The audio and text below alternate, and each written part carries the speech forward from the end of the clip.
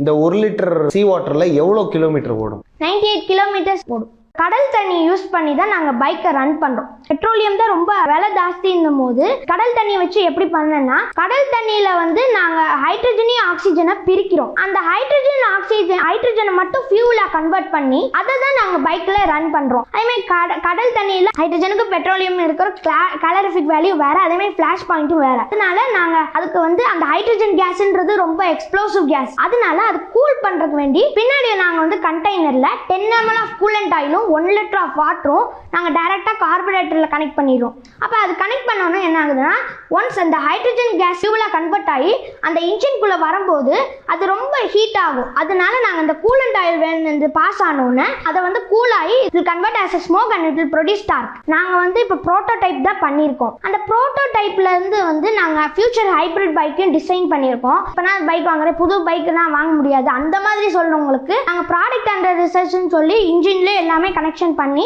நாங்கள் அந்த எலக்ட்ராலிசிஸ் கிட்டோட நாங்கள் வச்சுருக்கோம். அதுவும் நாங்கள் வந்து இது பண்ணுறோம். ஆனால் எங்களுக்கு வந்து நாங்கள் இன்னுமே ரிசர்ச் பண்ணி அதை வந்து கவர்மெண்ட் ஏற்றுக்கிட்டா நாங்கள் இதை பெட்ரோலியம் பதிலாக சீ வாட்டர் யூஸ் பண்ணலாம். அடுத்த கட்டமா என்ன மாதிரி விஷயங்கள் பண்றதுக்கான பிளான் பண்ணிட்டு? நாங்கள் வந்து ஆல்ரெடி பிளான்ட் எனர்ஜி பண்ணியிருக்கோம், அந்த இது பண்ணியிருக்கோம். இது வந்து நாங்கள் காம்படிஷனில் பண்ணியிருக்கோம்.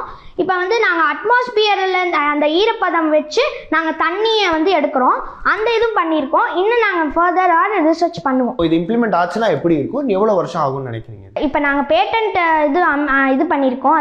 அது அதுக்கே 2 years ஆகும். அதெல்லாம் முடித்த பிறகு ரிசர்ச் எல்லாம் பண்ண பிறகு 30 years ஆகும் கண்டிப்பாக. ஸோ உங்களோட கோல்ஸ்லாம் என்ன? இந்த இப்போ திருப்பி நீங்கள் ஸ்பேஸ் ரிலேட்டடாக ஏதாவது பண்ணிட்டு இருக்கீங்களா? என்னோட கோல்னு பார்த்தீங்கன்னா ISROல சயின்டிஸ்ட் ஆகிறது. 4th ஸ்டாண்டர்ட்லேருந்து ரொம்ப ஸ்பேஸ் மேலே இன்ட்ரெஸ்ட். நான் எப்போவுமே மொட்டை மாடியில் போய் தான் நிலாவை பார்த்துட்டு படிப்பேன். டெய்லி அப்படி படிக்கும்போது எனக்கு ஸ்பேஸ் மேலே அவ்வளோ இன்ட்ரெஸ்டாக வந்துருச்சு. சரி நம்ம ஸ்பேஸ் மேலே படிப்போமே, அது என்னன்னு தெரிஞ்சுப்போமேன்னு சொல்லி நான் 4th ஸ்டாண்டர்ட்லேயே நான் படித்தேன். ஸ்பேஸ்னா என்ன எப்படி அப்படின்லாம் படித்தேன். படிக்கும்போது எனக்கு இன்னும் இன்ட்ரெஸ்ட், இன்னும் நான் அதை பற்றி நிறைய தெரிஞ்சுக்கிட்டு எனக்கு இன்ட்ரெஸ்ட் ஆயிடுச்சு. 6th ஸ்டாண்டர்ட்ல எனக்கு தோணுச்சு, ஒரு சேட்டலைட் நம்ம ஒன்று பண்ணணும். எல்லாருமே சின்ன சின்ன சேட்டலைட் பண்றாங்க, நம்ம ஒரு சேட்டலைட் பண்ணணுமே அப்படின்னு தோணுச்சு. ஆன்லைன் மூலியமா சர்ச் பண்ணும்போது அந்த சேட்டலைட்ல வந்து மெயினா வந்து எலக்ட்ரானிக்ஸ் அந்த சம்பந்தமா வந்து சின்ன சின்ன ஃபெம்டோ சேட்டலைட்ஸ் வந்து செஞ்சிருக்காங்கன்னு சொல்லும். அப்போ நம்ம எலக்ட்ரானிக்ஸ் கொஞ்சம் படிக்கணும் அப்படின்னு சொல்லும் போது அதுவும் நான் படித்தேன். நான் ஒரு சேட்டலைட் பண்ணியிருக்கேன். அது femto satellite. Temperature, humidity, pressure அந்த மாதிரிக்கெல்லாம் கண்டுபிடிக்கும். அதுக்கு நான் பண்ணி விட்டு நம்ம இந்தியாவுக்கு நம்ம ஏதாவது ஜெயிக்கணும், நம்ம ஏதாவது சாதிக்கணும், நம்ம இந்தியாவை ரெப்ரசன்ட் பண்ணி அந்த நாட்டுக்காரங்க நம்மளுக்கு செலவு பண்ணி நம்மளை அவங்க கூப்பிடணும் அவங்க நாட்டுக்குன்னு வந்து எனக்கு ரொம்ப ஆசையாக இருந்துச்சு.